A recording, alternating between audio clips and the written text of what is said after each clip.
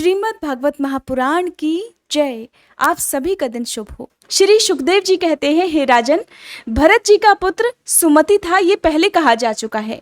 उसने ऋषभ देव जी के मार्ग का अनुसरण किया, इसलिए कलयुग में बहुत से पाखंडी अनार्य पुरुष अपनी दुष्ट बुद्धि से वेद विरुद्ध कल्पना करके उसे देवता मानेंगे।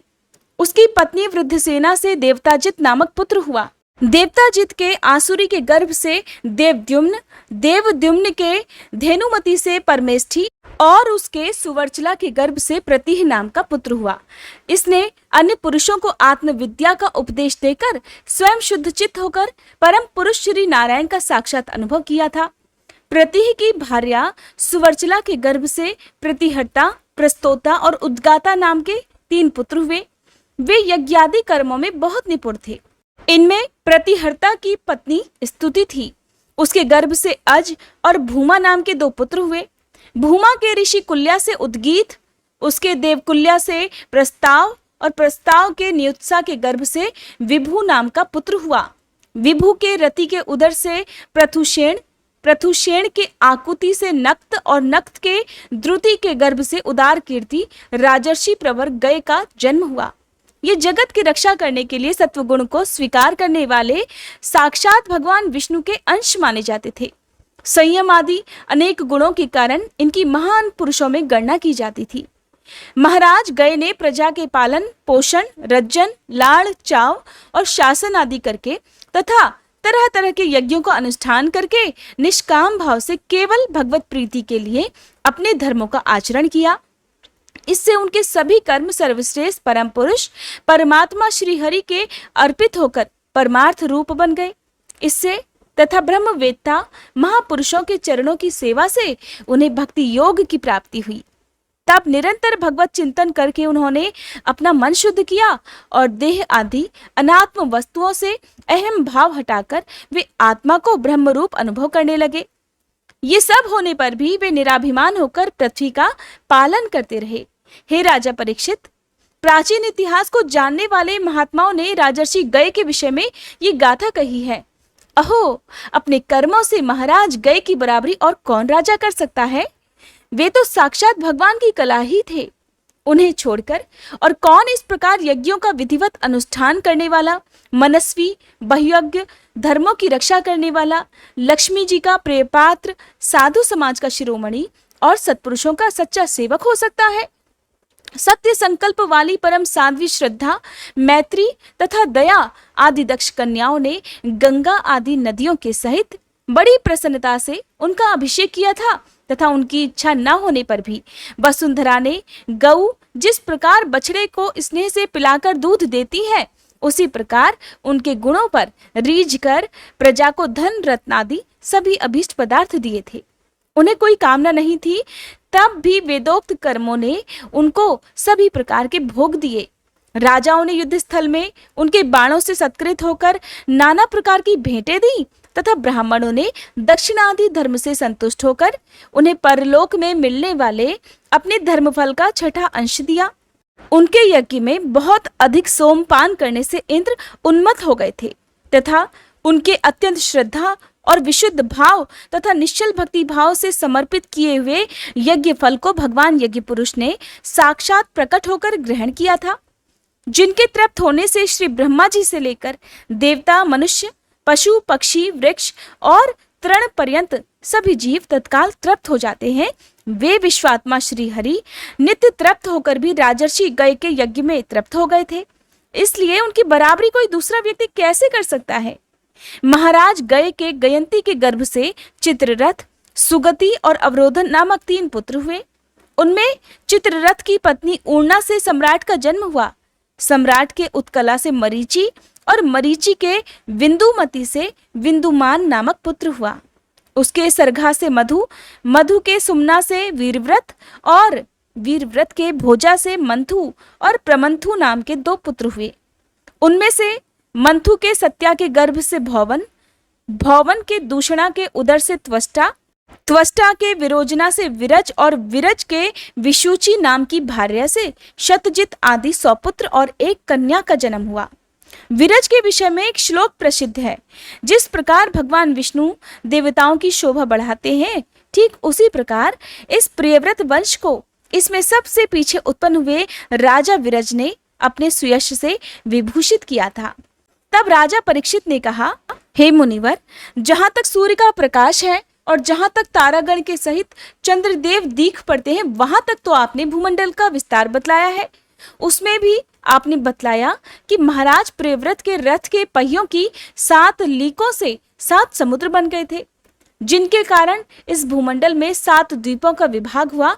अतः हे भगवान, अब मैं इन सब का परिमाण और लक्षणों के सहित पूरा विवरण जानना चाहता हूँ, क्योंकि जो मन भगवान के इस गुणमय स्थूल विग्रह में लग सकता है, उसी का उनके वासुदेव संज्ञक स्वयं प्रकाश निर्गुण ब्रह्मरूप सूक्ष्मतम स्वरूप में भी लगना संभव है। अतः हे गुरुवर, इस विषय का विशद रूप से वर्णन करने की कृपा कीजिए। तब श्री सुखदेव जी बोले, महाराज, भगवान की माया के गुणों का इतना विस्तार है कि यदि कोई पुरुष देवताओं के समान आयु पा ले तो भी मन या वाणी से इसका अंत नहीं पा सकता। इसलिए हम नाम रूप परिमाण और लक्षणों के द्वारा मुख्य मुख्य बातों को लेकर ही इस भूमंडल की विशेषताओं का वर्णन करेंगे। ये जम्बू द्वीप जिसमें हम रहते हैं, भूमंडल स्वरूप कमल के कोश स्थानीय जो 7 द्वीप हैं, उनमें सबसे भीतर का कोश है। इसका विस्तार 1 लाख योजन है और ये कमल पत्र के समान गोलाकार है। इसमें 9 हजार योजन विस्तार वाले 9 वर्ष हैं, जो इनकी सीमाओं का विभाग करने वाले 8 पर्वतों से बटे हुए हैं। इनके बीचों बीच इलावृत नाम का 10वां वर्ष है, जिसके मध्य में कुल पर्वतों का राजा मेरू पर्वत है। वह मानो भूमंडल रूप कमल की कर्णिका ही है। वह ऊपर से नीचे तक सारा का सारा स्वर्णमय है और 1 लाख योजन ऊंचा है। उसका विस्तार शिखर पर 32,000 और तलहटी में 16,000 योजन है तथा 16,000 योजन ही वह भूमि के भीतर घुसा हुआ है, अर्थात भूमि के बाहर उसकी ऊंचाई 84,000 योजन है। इलावृत वर्ष के उत्तर में क्रमशः नील, श्वेत और शंखवान नाम के 3 पर्वत हैं, जो रम्यक, हिरण्यमय और कुरु नाम के वर्षों की सीमा बांधते हैं, जो पूर्व से पश्चिम तक खारे पानी के समुद्र तक फैले हुए हैं। उनमें से प्रत्येक की चौड़ाई 2000 योजन है तथा लंबाई में पहले की अपेक्षा पिछला क्रमशः दशमांश से कुछ अधिक कम है। चौड़ाई और ऊंचाई तो सभी की समान है। इसी प्रकार इलावृत के दक्षिण की ओर एक के बाद एक निषद, हेमकूट और हिमालय नाम के 3 पर्वत हैं। नील आदि पर्वतों के समान ये भी पूर्व पश्चिम की ओर फैले हुए हैं और 10-10 हजार योजन ऊंचे हैं। इनमें क्रमशः हरिवर्ष, किमपुरुष और भारतवर्ष की सीमाओं का विभाग होता है। इलावृत के पूर्व और पश्चिम की ओर उत्तर में नील पर्वत और दक्षिण में निषद नामक पर्वत फैले हुए हैं। गंधमादन और माल्यवान नाम के 2 पर्वत हैं। इनकी चौड़ाई 2-2 हजार योजन है और ये भद्राश्व और केतुमाल नामक 2 वर्षों की सीमा निश्चित करते हैं। इनके सिवा मंदर, मेरु मंदर, सुपार्श और कुमुद, ये 4 10-10 हजार योजन ऊंचे और उतने ही चौड़े पर्वत मेरु पर्वत की आधारभूता धुनियों के समान बने हुए हैं। इन चारों के ऊपर इनकी ध्वजाओं के समान क्रमशः आम, जामुन, कदम्ब और बड़ के 4 पेड़ हैं। इनमें से प्रत्येक 1100 योजन ऊंचा है और इतना ही इनकी शाखाओं का भी विस्तार है। मंदराचल की गोद में जो 1100 योजन लंबा देवताओं का आम्र वृक्ष है, उसमें गिरिशिखर के समान बड़े बड़े और अमृत के समान स्वादिष्ट फल गिरते हैं। वे जब फटते हैं तब उनसे बड़ा सुगंधित और मीठा लाल लाल रस बहने लगता है। वही अरुणोदा नामक नदी में परिणत हो जाता है। ये नदी मंदराचल के शिखर से गिरकर अपने जल से इलावृत वर्ष के पूर्वी भाग को सींचा करती है। श्री पार्वती जी की अनुचरी यक्ष पत्नियां इस जल का सेवन करती हैं। इससे उनके अंगों से ऐसी सुगंध निकलती है कि उन्हें स्पर्श करके बहने वाली वायु उनके चारों ओर 10-10 योजन तक सारे देश को सुगंध से भर देती है। इसी प्रकार जामुन के वृक्ष से हाथी के समान बड़े बड़े प्रायः बिना गुठली के फल गिरते हैं। बहुत ऊंचे से गिरने के कारण वे फट जाते हैं और उनके रस से जम्बू नाम की नदी प्रकट होती है, जो मेरु मंदर पर्वत के 10,000 योजन ऊंचे शिखर से गिरकर इलावृत के दक्षिण भूभाग को सींचती है। उस नदी के दोनों किनारों की मिट्टी उस रस से भीग कर जब वायु और सूर्य के संयोग से सूख जाती है, तब वही देवलोक को विभूषित करने वाला जाम्बुनद नाम का सोना बन जाती है। इसे देवता और गंधर्व आदि अपनी तरुण स्त्रियों के सहित मुकुट, कंगन और करधनी आदि आभूषणों के रूप में धारण करते हैं। सुपार्श्व पर्वत पर जो विशाल कदम्ब वृक्ष है, उसके 5 कोटरों से मधु की 5 धाराएं निकलती हैं। उनकी मोटाई 5 पुर से जितनी है।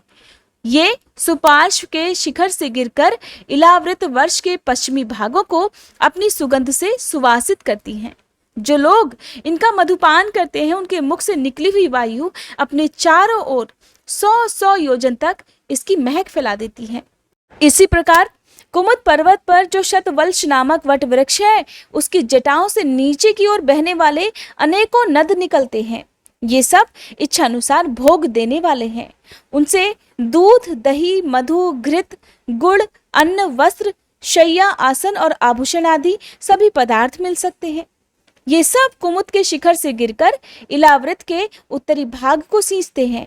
इनके दिए हुए पदार्थों का उपभोग करने से वहां की प्रजा की त्वचा में झुर्रियां पड़ जाना, बाल पक जाना, थकान होना, शरीर में पसीना आना तथा दुर्गंध निकलना, बुढ़ापा, रोग, मृत्यु, सर्दी गर्मी की पीड़ा, शरीर का कांतिहीन हो जाना और अंगों का टूटना आदि कष्ट कभी नहीं सताते और उन्हें जीवन पर्यंत पूरा पूरा सुख भी प्राप्त होता है। हे राजन, कमल की कर्णिका के चारों ओर जैसे केसर होता है, ठीक उसी प्रकार मेरु के मूल देश में उसके चारों ओर कुरंग, कुरर, कुसुम्भ, वैकंटक, त्रिकूट, शिशिर, पतंग, रूचक, निषद, श्रीनिवास, कपिल, शंख, वैदूर्य, जारुधि, हंस, ऋषभ, नाग, कालंजर और नारद आदि 20 पर्वत और हैं। इनके सिवा मेरु के पूर्व की ओर जठर और देवकूट नाम के 2 पर्वत हैं, जो 18-18 हजार योजन लंबे और 2-2 हजार योजन चौड़े और ऊंचे हैं। इसी प्रकार पश्चिम की ओर पवन और परियात्र, दक्षिण की ओर कैलाश और करवीर तथा उत्तर की ओर त्रिशंग और मकर नाम के 2 पर्वत हैं। इन 8 पहाड़ों से चारों ओर घिरा हुआ स्वर्णगिरी मेरु अग्नि के समान जगमगाता रहता है। कहते हैं मेरु के शिखर पर बीचों बीच भगवान ब्रह्मा जी की स्वर्णमय पुरी है, जो आकार में समचौरस तथा करोड़ योजन विस्तार वाली है। उसके नीचे पूर्वादि 8 दिशा और उपदिशाओं में उनके अधिपति इंद्र आदि 8 लोकपालों की 8 पुरियां हैं। वे अपने स्वामी के अनुरूप उन्हीं दिशाओं में हैं तथा परिमाण में श्री ब्रह्मा जी की पुरी से चौथाई है। श्री सुखदेव जी कहते हैं, हे राजन, जब राजा बलि की यज्ञशाला में साक्षात यज्ञमूर्ति भगवान विष्णु ने त्रिलोकी को नापने के लिए अपना पैर फैलाया, तब उनके बाएं पैर के अंगूठे के नख से अर्थात नाखून से ब्रह्मांड कटाह का ऊपर का भाग फट गया। उस छिद्र में होकर जो ब्रह्मांड से बाहर के जल की धारा आई, वह उस चरण कमल को धोने से उसमें लगी हुई केसर के मिलने से लाल हो गई। उस निर्मल धारा का स्पर्श होते ही संसार के सारे पाप नष्ट हो जाते हैं, किंतु वह सर्वथा निर्मल ही रहती है। पहले किसी और नाम से न पुकार कर उसे भगवत पदी ही कहते थे। वह धारा हजारों युग बीतने पर स्वर्ग के शिरोभाग में स्थित ध्रुव लोक में उतरी, जिसे विष्णु पद भी कहते हैं। हे वीरव्रत परीक्षित, उस ध्रुव लोक में उत्तानपाद के पुत्र परम भागवत ध्रुव जी रहते हैं। वे नित्य प्रति बढ़ते हुए भक्ति भाव से ये हमारे कुल देवता का चरणोदक है ऐसा मानकर आज भी उस जल को बड़े आदर से सिर पर चढ़ाते हैं। उस समय प्रेमावेश के कारण उनका हृदय अत्यंत गदगद हो जाता है। उत्कंठावश बरबस मुदे हुए दोनों नयन कमलों से निर्मल आंसुओं की धारा बहने लगती है और उनके शरीर में रोमांच हो आता है। इसके पश्चात आत्मनिष्ठ सप्तऋषिगण उनका प्रभाव जानने के कारण यही तपस्या की आत्यंतिक सिद्धि है ऐसा मानकर उसे आज भी इस प्रकार आदर पूर्वक अपने जटाजूट पर वैसे ही धारण करते हैं जैसे मुमुक्षु जन प्राप्त हुई मुक्ति को। यों तो ये बड़े ही निष्काम है। सर्वात्मा भगवान वासुदेव की निश्चल भक्ति को ही अपना परम धन मानकर इन्होंने अन्य सभी कामनाओं का त्याग कर दिया है। यहाँ तक कि आत्मज्ञान को भी ये उसके सामने कोई चीज नहीं समझते। वहां से गंगा जी करोड़ों विमानों से घिरे हुए आकाश में होकर उतरती हैं और फिर चंद्रमंडल को आप्लावित करती हुई मेरु के शिखर पर ब्रह्मपुरी में गिरती हैं।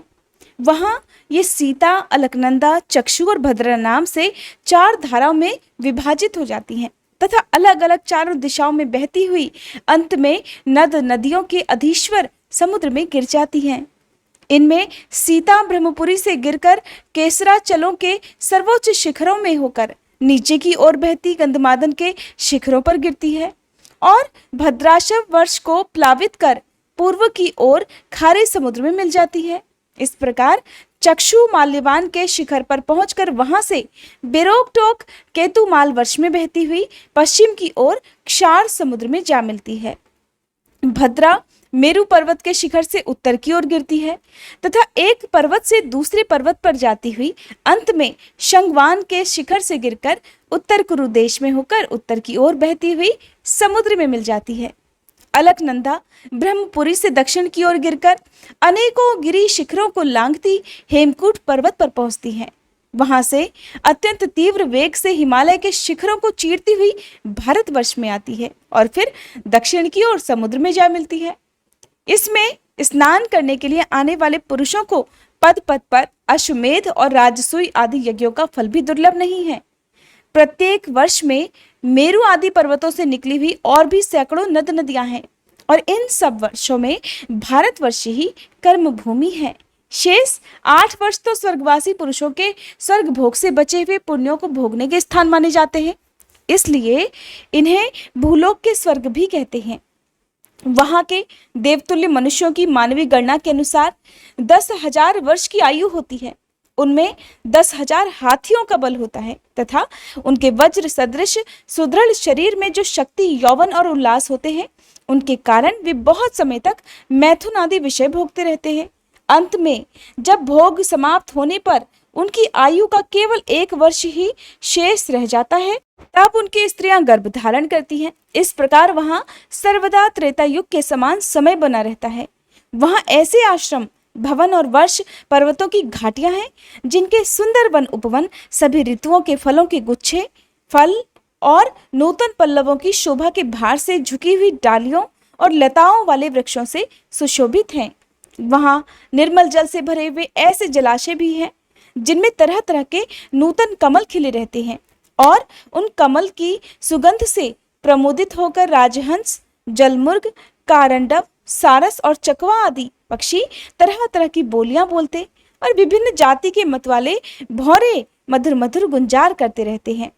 इन आश्रमों, भवनों, घाटियों तथा जलाशयों में वहां के देवेश्वर गण परम सुंदरी देवांगनाओं के साथ उनके कामोन्मादक सूचक हास विलास और लीला कटाक्षों से मन और नेत्रों के आकृष्ट हो जाने के कारण जल क्रीड़ा आदि नाना प्रकार के खेल करते हुए स्वच्छंद विहार करते हैं तथा उनके प्रधान प्रधान अनुचरगण अनेक प्रकार की सामग्रियों से उनका आदर सत्कार करते हैं। इन नवों वर्षों में परम पुरुष भगवान नारायण वहां के पुरुषों पर अनुग्रह करने के लिए इस समय भी अपनी विभिन्न मूर्तियों से विराजमान रहते हैं। इलावृत वर्ष में एकमात्र भगवान शंकर ही पुरुष हैं। श्री पार्वती जी के शाप को जानने वाला कोई दूसरा पुरुष वहां प्रवेश नहीं करता, क्योंकि वहां जो भी जाता है वह स्त्री रूप हो जाता है।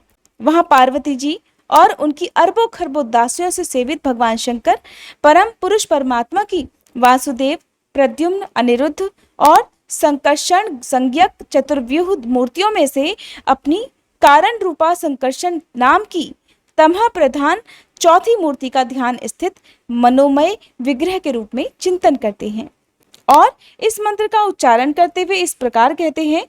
भगवान शंकर कहते हैं कि ओम, जिनसे सभी गुणों की अभिव्यक्ति होती है, उन अनंत और अव्यक्त मूर्ति ओंकार रूप परम श्री भगवान को नमस्कार है। हे भजनी प्रभो, आपके चरण कमल भक्तों को आश्रय देने वाले हैं तथा आप स्वयं संपूर्ण ऐश्वर्यों के परम आश्रय हैं। भक्तों के सामने आप अपना भूत भावन स्वरूप पूर्णतः प्रकट कर देते हैं तथा उन्हें संसार बंधन से मुक्त भी कर देते हैं, किंतु अभक्तों को उस बंधन में डालते रहते हैं। आप ही सर्वेश्वर हैं, मैं आपका भजन करता हूँ। हे प्रभु, हम लोग क्रोध के आवेग को नहीं जीत सके हैं तथा हमारी दृष्टि तत्काल पाप से लिप्त हो जाती है, परंतु आप तो संसार का नियमित करने के लिए निरंतर साक्षी रूप से उसके सारे व्यापारों को देखते रहते हैं। फिर भी हमारी तरफ आपकी दृष्टि उन मायिक विषयों तथा चित्त की वृत्तियों का नाम मात्र भी प्रभाव नहीं पड़ता। ऐसी स्थिति में अपने मन को वश में करने की इच्छा वाला कौन पुरुष भला आपका आदर नहीं करेगा? आप जिन पुरुषों को मधु आस्वादी पान के कारण अरुण नयन और मतवाले जान पड़ते हैं, वे माया के वशीभूत होकर ही ऐसा मिथ्या दर्शन करते हैं तथा आपके चरण स्पर्श से चित्त चंचल हो जाने के कारण नाग पत्नियां लज्जावश आपकी पूजा करने में असमर्थ हो जाती हैं। हे प्रभु, वेद मंत्र आपको जगत की उत्पत्ति, स्थिति और लय का कारण बतलाते हैं, परंतु आप स्वयं इन तीनों विकारों से रहित हैं, इसलिए आपको अनंत कहते हैं। आपके सहस्त्र मस्तकों पर यह भूमंडल सरसों के दाने के समान रखा हुआ है और आपको तो ये भी मालूम नहीं होता कि वह कहाँ स्थित है। जिनसे उत्पन्न हुआ मैं अहंकार रूप अपने त्रिगुणमय तेज से देवता, इंद्रिय और भूतों की रचना करता हूँ। वे विज्ञान के आश्रय भगवान ब्रह्मा जी भी आपके ही महतत्व संज्ञक प्रथम गुणमय स्वरूप हैं। हे महात्मन, महतत्व, अहंकार, इंद्रियाभिमानी देवता, इंद्रियां और पंचभूत आदि हम सभी डोरी में बंधे हुए पक्षी के समान आपकी क्रिया शक्ति के वशीभूत रहकर आपकी ही कृपा से इस जगत की रचना करते हैं। सत्वादी गुणों की सृष्टि से मोहित हुआ ये जीव आपकी ही रची हुई कर्म बंधन में बांधने वाली माया को तो कदाचित जान भी लेता है, किंतु उसे मुक्त होने का उपाय उसे सुगमता से नहीं मालूम होता। इस जगत की उत्पत्ति और प्रलय भी आपके ही रूप हैं। हे प्रभु, ऐसे आपको मैं बारंबार नमस्कार करता हूँ। श्री सुखदेव जी कहते हैं, हे राजन, भद्राश्व वर्ष में धर्मपुत्र भद्रश्रवा और उनके मुख्य सेवक भगवान वासुदेव की हयग्रीव संज्ञक धर्ममयी प्रेम मूर्ति को अत्यंत समाधि निष्ठा के द्वारा हृदय में स्थापित कर इस मंत्र का जप करते हुए इस प्रकार स्तुति करते हैं। भद्रश्रवा और उनके सेवक कहते हैं, चित्त को विशुद्ध करने वाले ओंकार स्वरूप भगवान धर्म को नमस्कार है। अहो, भगवान की लीला बड़ी विचित्र है, जिसके कारण ये जीव संपूर्ण लोकों का संहार करने वाले काल को देखकर भी नहीं देखता और तुच्छ विषयों का सेवन करने के लिए पापमय विचारों की उधेड़ बुन में लगा हुआ अपने ही हाथों अपने पुत्र और पिता की लाश को जलाकर भी स्वयं जीते रहने की इच्छा करता है। विद्वान लोग जगत को नश्वर बताते हैं और सूक्ष्मदर्शी आत्मज्ञानी ऐसा ही देखते भी हैं, तो भी हे जन्म रहित प्रभु, आपकी माया से लोग मोहित हो जाते हैं। आप अनादि हैं तथा आपके कृत्य बड़े विस्मयजनक हैं। मैं आपको नमस्कार करता हूँ। हे परमात्मन, आप अकर्ता और माया के आवरण से रहित हैं, तो भी जगत की उत्पत्ति, स्थिति और प्रलय ये आपके ही कर्म माने गए हैं। सो ठीक ही है, इसमें कोई आश्चर्य की बात भी नहीं, क्योंकि सर्वात्म रूप से आप ही संपूर्ण कार्यों के कारण हैं और अपने शुद्ध स्वरूप में इस कार्य कारण भाव से सर्वथा अतीत हैं। आपका विग्रह मनुष्य और घोड़े का संयुक्त रूप है। प्रलय काल में जब तमह प्रधान दैत्यगण वेदों को चुरा ले गए थे, तब श्री ब्रह्मा जी के प्रार्थना करने पर आपने उन्हें रसातल से लाकर दिया था। ऐसे अमोघ लीला करने वाले सत्य संकल्प आपको मैं नमस्कार करता हूँ। हरिवर्ष खंड में भगवान नरसिंह रूप से रहते हैं। उन्होंने ये रूप जिस कारण से भी धारण किया था, उसका आगे अर्थात सप्तम स्कंद में आपको वर्णन मिलेगा। भगवान के उस प्रेरूप की महाभागवत प्रहलाद जी उस वर्ष के अन्य पुरुषों के सहित निष्काम और अनन्य भक्ति भाव से उपासना करते हैं।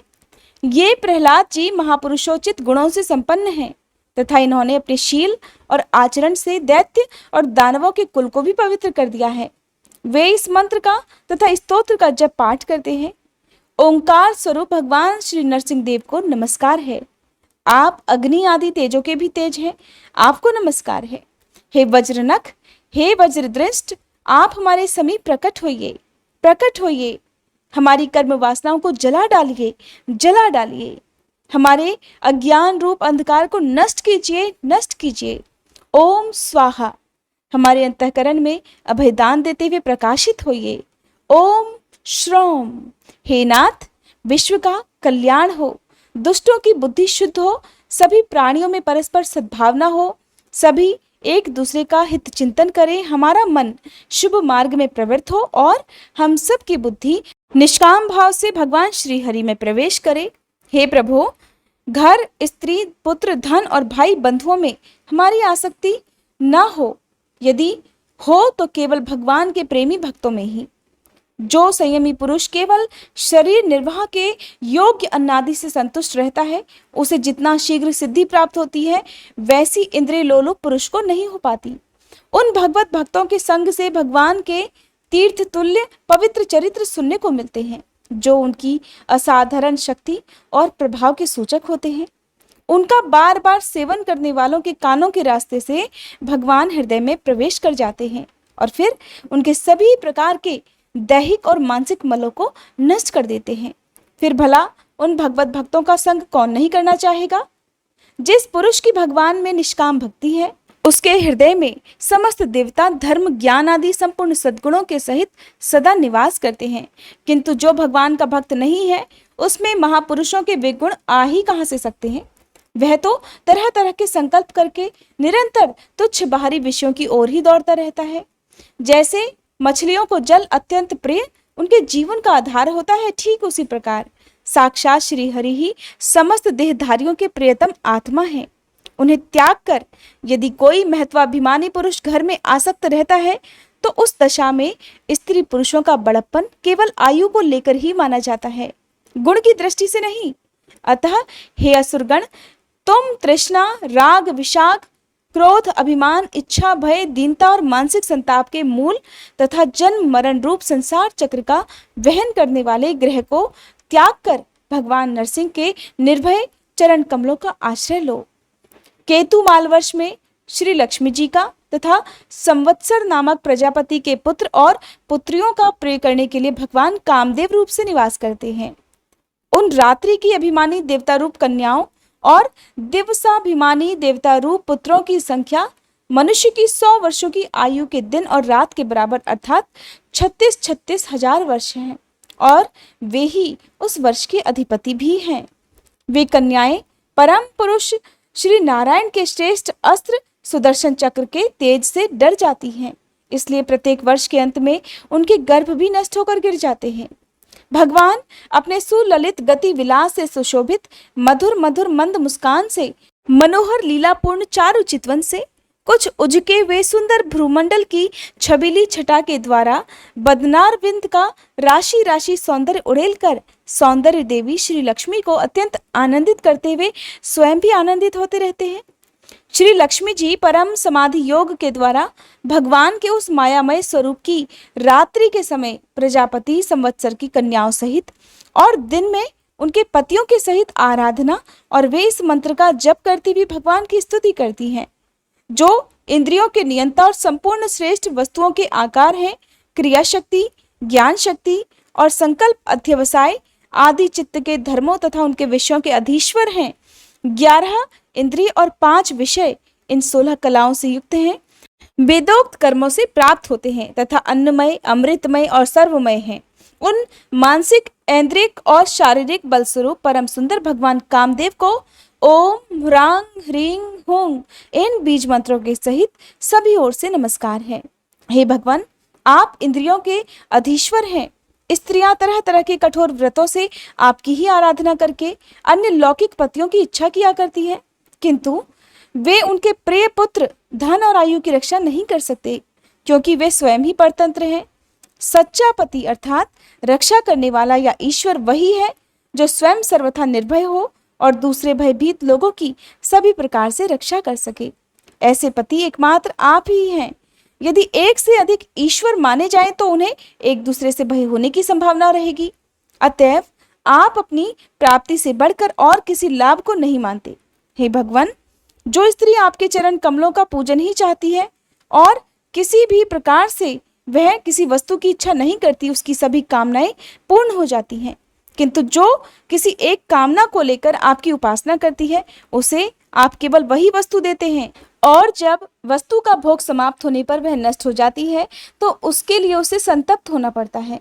हे अजित, मुझे पाने के लिए इंद्रिय सुख के अभिलाषी ब्रह्मा और रुद्र आदि समस्त सुरासुर गण घोर तपस्या करते रहते हैं, किंतु आपके चरण कमलों का आश्रय लेने वाले भक्त के सिवा मुझे कोई नहीं पा सकता, क्योंकि मेरा मन तो आप में ही लगा रहता है। हे अच्युत, आप अपने जिस वंदनीय चरण कमल को भक्तों के मस्तक पर रखते हैं, उसे मेरे सिर पर भी रखिए। हे वरेण्य, आप मुझे केवल श्री लांछन रूप से अपने वक्ष स्थल में ही धारण करते हैं, सो आप सर्व समर्थ हैं। आप अपनी माया से जो भी लीलाएं करते हैं, उनका रहस्य भला कौन जान सकता है। रम्यक वर्ष में भगवान ने वहां के अधिपति मनु को पूर्व काल में अपना परम प्रिय मत्स्य रूप दिखाया था। मनु जी इस समय भी भगवान के उसी रूप को बड़े भक्तिभाव से उपासना करते हैं और इस मंत्र का जप करते हुए स्तुति करते हैं। सत्व प्रधान मुख्य प्राण सूत्रात्मा तथा मनोबल, इंद्रिय और शरीर बल ओंकार पद के अर्थ सर्वश्रेष्ठ भगवान महात्मस्य को बारंबार नमस्कार है। हे प्रभु, नट जिस प्रकार कठपुतलियों को नचाता है, उसी प्रकार आप ब्राह्मण आदि नामों की डोरी से संपूर्ण विश्व को अपने अधीन करके नचा रहे हैं। अतः आप ही सभी के प्रेरक हैं। आपको ब्रह्मादि लोकपाल गण भी नहीं देख सकते, फिर भी आप समस्त प्राणियों के भीतर प्राण रूप से और बाहर वायु रूप से निरंतर संचार करते रहते हैं। वेद ही आपका महान शब्द है। एक बार इंद्रादि इंद्रियाभिमानी देवताओं को प्राण रूप आपसे डहा हुआ, अर्थात ईर्ष्या हुई। तब आपके अलग हो जाने पर वे अलग अलग तथा आपस में मिलकर भी मनुष्य, पशु, स्थावर, जंगम आदि जितने भी शरीर दिखाई दिए थे, उनमें से किसी की बहुत यत्न करने पर भी रक्षा नहीं कर सके। अतः हे अजन्मा प्रभु, आपने मेरे सहित समस्त औषध और लताओं की आश्रय रूपा इस पृथ्वी को लेकर बड़ी बड़ी उत्ताल तरंगों से युक्त प्रलयकालीन समुद्र में बड़े उत्साह से विहार किया था। आप संसार के समस्त प्राण समुदाय के नियंता हैं। मेरा आपको नमस्कार है। हिरण्यमय वर्ष में भगवान कच्छप रूप धारण करके रहते हैं।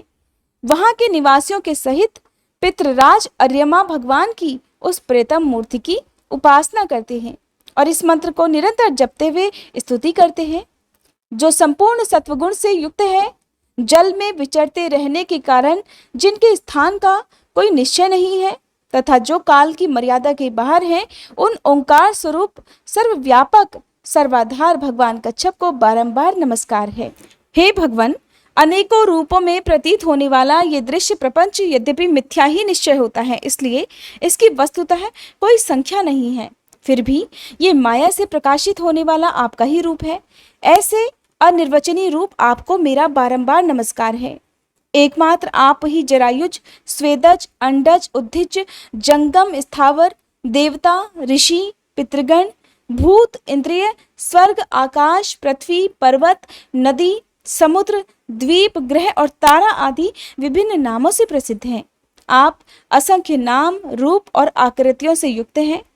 कपिल आदि विद्वानों ने जो आप में 24 तत्वों की संख्या निश्चित की है, वह जिस तत्व दृष्टि का उदय होने पर निवृत्त हो जाती है, वह भी वस्तुतः आपका ही स्वरूप है। ऐसे सांख्य सिद्धांत स्वरूप आपको मेरा नमस्कार है। उत्तर कुरुवर्ष में भगवान यज्ञ पुरुष वराह मूर्ति धारण करके विराजमान है। वहां के निवासियों के सहित साक्षात पृथ्वी देवी उनकी अविचल भक्ति भाव से उपासना करती और इस परमोत्कृष्ट मंत्र का जप करती हुई स्तुति करती हैं, जिनका तत्व मंत्रों से जाना जाता है, जो यज्ञ और क्रतु रूप हैं तथा बड़े बड़े यज्ञ जिनके अंग हैं, उन ओंकार स्वरूप शुक्ल कर्ममय त्रियुग मूर्ति पुरुषोत्तम भगवान वराह को बारंबार नमस्कार है। ऋत्विजगण जिस प्रकार अरणि रूप काष्ठ खंडों में छिपी हुई अग्नि को मंथन द्वारा प्रकट करते हैं, उसी प्रकार कर्मासक्ति और कर्मफल की कामना से छिपे हुए जिनके रूप को देखने की इच्छा से परम प्रवीण पंडित जन अपने विवेक युक्त मन रूप मंथन काष्ठ से शरीर और इंद्रादि को बिलो डालते हैं। इस प्रकार मंथन करने पर अपने स्वरूप को बार बार प्रकट करने वाले आपको नमस्कार है। विचार तथा यम नियम आदि योगांगों के साधन से जिसकी बुद्धि निश्चयात्मिका हो गई है, वे महापुरुष द्रव्य, क्रिया, हेतु, अयन, ईश, काल और कर्ता आदि माया के कार्यों को देखकर जिनके वास्तविक स्वरूप का निश्चय करते हैं, ऐसे मायिक आकृतियों से रहित आपको बारंबार नमस्कार है। जिस प्रकार लोहा जड़ होने पर भी चुंबक की सन्निधि मात्र से चलने फिरने लगता है, उसी प्रकार जिन सर्वसाक्षी की इच्छा मात्र से, जो अपने लिए नहीं बल्कि समस्त प्राणियों के लिए होती है, प्रकृति अपने गुणों के द्वारा जगत की उत्पत्ति, स्थिति और प्रलय करती है। ऐसे संपूर्ण गुणों और कर्मों के साक्षी आपको नमस्कार है। आप जगत के कारणभूत आदि सूकर हैं। जिस प्रकार एक हाथी दूसरे हाथी को पछाड़ देता है, उसी प्रकार गजराज के समान क्रीड़ा करते हुए आप युद्ध में अपने प्रतिद्वंदी हिरण्याक्ष दैत्य को दलित करके मुझे अपनी दाढ़ों की नोक पर रखकर रसातल से प्रलय पयोधि के बाहर निकले थे। मैं आप सर्वशक्तिमान प्रभु को बारंबार नमस्कार करती हूँ। श्री सुखदेव जी कहते हैं, हे राजन, किम पुरुष वर्ष में श्री लक्ष्मण जी के बड़े भाई आदि पुरुष सीता हृदयाभिराम भगवान श्री राम के चरणों की सन्निधि के रसिक परम भागवत श्री हनुमान जी अन्य किन्नरों के सहित अविचल भक्ति भाव से उनकी उपासना करते हैं और वहां अन्य गंधर्वों के सहित उनके स्वामी भगवान राम की परम कल्याणमयी गुणगाथा गाते रहते हैं। श्री हनुमान जी उसे सुनते हैं और स्वयं भी इस मंत्र का जाप करते हुए इस प्रकार उनकी स्तुति करते हैं। हम ओंकार स्वरूप पवित्र कीर्ति भगवान श्री राम को नमस्कार करते हैं। आप में सत्पुरुषों के लक्षण, शील और आचरण विद्यमान है। आप बड़े ही संयत चित्त, लोकाराधन तत्पर, साधुता की परीक्षा के लिए कसौटी के समान और अत्यंत ब्राह्मण भक्त हैं। ऐसे महापुरुष महाराज राम को हमारा पुनः पुनः प्रणाम है। हे भगवान, आप विशुद्ध बोध स्वरूप, अद्वितीय, अपने स्वरूप के प्रकाश से गुणों की कार्य रूप, जागृत आदि संपूर्ण अवस्थाओं का निराश करने वाले, सर्वांतरात्मा, परम शांत, शुद्ध बुद्धि से ग्रहण किए जाने योग्य, नाम रूप से रहित और अहंकार शून्य है। मैं आपकी शरण में हूँ।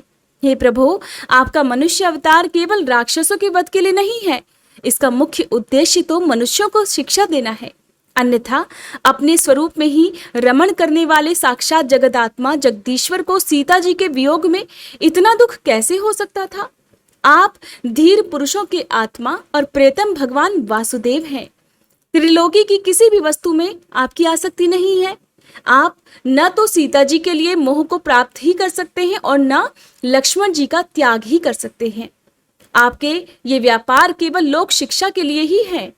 लक्ष्मणाग्रज, उत्तम कुल में जन्म, सुंदरता, वाक चातुरी, बुद्धि और श्रेष्ठ योनि, इनमें कोई भी गुण आपकी प्रसन्नता का कारण नहीं हो सकता। ये बात दिखाने के लिए ही आपने इन सब गुणों से रहित हम वनवासी वानरों से मित्रता की है। देवता, असुर, वानर अथवा मनुष्य कोई भी हो, उसे सब प्रकार से श्री राम रूप आपका ही भजन करना चाहिए, क्योंकि आप नर रूप में साक्षात श्री हरि ही हैं और थोड़े किए को भी बहुत अधिक मानते हैं। हे प्रभु, आप तो ऐसे आश्रित वत्सल हैं कि जब स्वयं दिव्य धाम को पधारे थे तब समस्त उत्तर कौशल वासियों को भी अपने साथ ही ले गए थे। भारतवर्ष में भी भगवान दयावश नर नारायण रूप धारण करके संयमशील पुरुषों पर अनुग्रह करने के अव्यक्त रूप से कल्प के अंत तक तप करते रहते हैं। उनकी ये तपस्या ऐसी है कि जिससे धर्म, ज्ञान, वैराग्य, ऐश्वर्य, शांति और उपरति की उत्तरोत्तर वृद्धि होकर अंत में आत्मस्वरूप की उपलब्धि हो सकती है।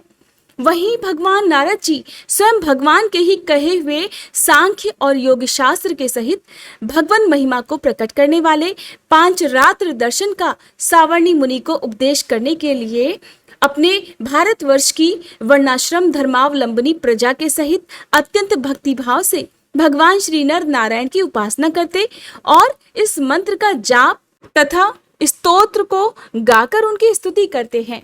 ओंकार स्वरूप, अहंकार से रहित, निर्धनों के धन, शांत स्वभाव ऋषि प्रवर भगवान नर नारायण को नमस्कार है। वे परमहंसों के परम गुरु और आत्मा रामों के अधीश्वर हैं। उन्हें बार बार नमस्कार है। ऐसा गाते हैं जो विश्व की उत्पत्ति आदि में उनके कर्ता होकर भी कर्तव्य के अभिमान से नहीं बंधते, शरीर में रहते हुए भी उसके धर्म, भूख, प्यास आदि के वशीभूत नहीं होते तथा दृष्टा होने पर भी जिनकी दृष्टि दृश्य के गुण दोषों से दूषित नहीं होती, उन असंग और विशुद्ध साक्षी स्वरूप भगवान नर नारायण को नमस्कार है। योगेश्वर हिरण्यगर्भ भगवान ब्रह्मा जी ने योग साधन की सबसे बड़ी कुशलता यही बतलाई है कि मनुष्य अंत काल में देहाभिमान को छोड़कर भक्ति पूर्वक आपके प्राकृत गुण रहित स्वरूप में अपना मन लगा ले। लौकिक और पारलौकिक भोगों के लालची मूढ़ पुरुष जैसे पुत्र, स्त्री और धन की चिंता करके मौत से डरते हैं, उसी प्रकार यदि विद्वान को भी इस निंदनीय शरीर के छूटने का भय ही बना रहा, तो उसका ज्ञान प्राप्ति के लिए किया हुआ सारा प्रयास केवल श्रम ही है। अतः हे अधोध्यज, आप हमें अपना स्वाभाविक प्रेम रूप भक्ति योग प्रदान कीजिए, जिससे कि हे प्रभु, इस निंदनीय शरीर में आपकी माया के कारण बद्धमूल हुई दुर्भेद्य अहंता ममता को हम तुरंत काट डालें। हे राजन, इस भारतवर्ष में भी बहुत से पर्वत और नदियां हैं, जैसे मलय, मंगलप्रस्थ, मैनाक, त्रिकूट, ऋषभ, कूटक, कोल्लक, देवगिरी, ऋष्यमुख, श्रीशैल, महेंद्र, वारीधार, शुक्तिमान, ऋषिगिरी, परियात्र, द्रोण, चित्रकूट, गोवर्धन, गोकामुख, नील, ककुप और कामगिरी आदि। इस प्रकार और भी सैकड़ों हजारों पर्वत हैं। उनके तट प्रांतों से निकलने वाले नद और नदियां भी उसी प्रकार अगणित हैं। ये नदियां अपने नामों से ही जीव को पवित्र कर देती हैं और भारतीय प्रजा इन्हीं के जल में स्नान आदि करती है। उनमें से मुख्य मुख्य नदियां ये हैं: चंद्रवसा, ताम्रपर्णी, कृतमाला, कृष्णा, वेहायसी, कावेरी, वेणी, शर्करावर्ता, तुंगभद्रा, गोदावरी, वेण्या, भीमरथी, निर्विंध्या, पयोष्णी, तापी, रेवा, सुरसा, नर्मदा, वेद स्मृति, ऋषिकुल्या, त्रिसामा, यमुना, मंदाकिनी, सरस्वती, सप्तवती, असिक्री और विश्वा आदि। इस वर्ष में जन्म लेने वाले पुरुषों को ही अपने किए हुए सात्विक, राजस और तामस कर्मों के अनुसार क्रमशः नाना प्रकार की दिव्य मानुष और नारकी योनियां प्राप्त होती हैं, क्योंकि कर्मानुसार सभी जीवों को सभी योनियां प्राप्त हो सकती हैं। इसी वर्ष में अपने अपने वर्ण के लिए नियत किए हुए धर्मों का विधिवत अनुष्ठान करने से मोक्ष तक की प्राप्ति हो सकती है। हे परीक्षित, संपूर्ण भूतों के आत्मा राग आदि दोषों से रहित अनिर्वचनीय निराधार परमात्मा भगवान वासुदेव में अनन्य और अहेतुक भक्तिभाव ही ये मोक्ष पद है। देवता भी भारतवर्ष में उत्पन्न हुए मनुष्यों की इस प्रकार महिमा गाते हैं कि आहा, जिन जीवों ने भारतवर्ष में भगवान की सेवा के योग्य मनुष्य जन्म प्राप्त किया है, उन्होंने ऐसा क्या पुण्य किया है, अथवा इन पर स्वयं श्री हरि ही प्रसन्न हो गए हैं। इस परम सौभाग्य के लिए तो निरंतर हम भी तरसते रहते हैं। हमें बड़े कठोर यज्ञ, तप, व्रत और दान आदि करके जो यह तुच्छ स्वर्ग का अधिकार प्राप्त हुआ है, इससे क्या लाभ है? यहाँ तो इंद्रियों के भोगों की अधिकता के कारण स्मृति शक्ति छिन जाती है। अतः कभी श्री नारायण के चरण कमलों की स्मृति होती ही नहीं। ये स्वर्ग तो क्या, जहाँ के निवासियों की एक एक कल्प की आयु होती है, किंतु जहां से फिर संसार चक्र में लौटना पड़ता है। उन ब्रह्मलोक आदि की अपेक्षा भी भारत भूमि में थोड़ी आयु वाले होकर जन्म लेना अच्छा है, क्योंकि यहाँ धीर पुरुष एक क्षण में ही अपने इस मर्त्य शरीर से किए हुए संपूर्ण कर्म श्री भगवान को अर्पण करके उनका अभय पद प्राप्त कर सकता है। जहाँ भगवत कथा की अमृतमयी सरिता नहीं बहती, जहाँ उसके उद्गम स्थान भगवत भक्त साधुजन निवास नहीं करते, और जहाँ नृत्य गीत आदि के साथ बड़े समारोह से भगवान यज्ञ पुरुष की पूजा अर्चना नहीं की जाती, वह चाहे ब्रह्मलोक ही क्यों न हो, उसका सेवन नहीं करना चाहिए। जिन जीवों ने इस भारतवर्ष में ज्ञान, तदनुकूल कर्म और उस कर्म के उपयोगी द्रव्य आदि सामग्री से संपन्न मनुष्य जन्म पाया है, वे यदि आवागमन के चक्र से अर्थात बार बार जीवन मरण के बंधन के चक्र से निकलने का प्रयास नहीं करते, तो व्याध की फांसी से छूटकर भी फल आदि के लोभ से उसी वृक्ष पर विहार करने वाले वनवासी पक्षियों के समान फिर बंधन में पड़ जाते हैं। अहो, इन भारतवासियों का कैसा सौभाग्य है, जब ये यज्ञ में भिन्न भिन्न देवताओं के उद्देश्य से अलग अलग भाग रखकर विधि, मंत्र और द्रव्य आदि के योग से श्रद्धा पूर्वक उन्हें हवि प्रदान करते हैं। तब इस प्रकार इंद्र आदि भिन्न भिन्न नामों से पुकारे जाने पर संपूर्ण कामनाओं के पूर्ण करने वाले स्वयं पूर्ण काम श्री हरि ही प्रसन्न होकर उस हवि को ग्रहण करते हैं। ये ठीक है कि भगवान सकाम पुरुषों के मांगने पर उन्हें अभीष्ट पदार्थ दे देते हैं, किंतु ये भगवान का वास्तविक दान नहीं है, क्योंकि उन वस्तुओं को पा लेने पर भी मनुष्य के मन में पुनः कामनाएं होती ही रहती हैं और इसके विपरीत जो उनका निष्काम भाव से भजन करते हैं उन्हें तो वे साक्षात अपने चरण कमल ही दे देते हैं। जो अन्य समस्त इच्छाओं को समाप्त कर देने वाले हैं। अतः अब तक स्वर्ग सुख भोग लेने के बाद हमारे पूर्वकृत यज्ञ, प्रवचन और शुभ कर्मों से यदि कुछ भी पुण्य बचा हो तो उसके प्रभाव से हमें इस भारतवर्ष में भगवान की स्मृति से युक्त मनुष्य जन्म मिले, क्योंकि श्री हरि अपना भजन करने वाले का सभी प्रकार से कल्याण करते हैं। श्री सुखदेव जी कहते हैं, हे राजन, राजा सगर के पुत्रों ने अपने यज्ञ के घोड़े को ढूंढते हुए इस पृथ्वी को चारों ओर से खोद डाला था। उससे जम्बू द्वीप के अंतर्गत ही 8 उपद्वीप और बन गए, ऐसा कुछ लोगों का कहना है। वे स्वर्णप्रस्थ, चंद्रशुक्ल, आवर्तन, रमणक, मंदहरिण, पांचजन्य, सिंघल और लंका हैं। हे भरत श्रेष्ठ, इस प्रकार जैसा मैंने गुरुमुख से सुना था ठीक वैसा ही तुम्हें यह जम्बू द्वीप के वर्षों का विभाग सुना दिया।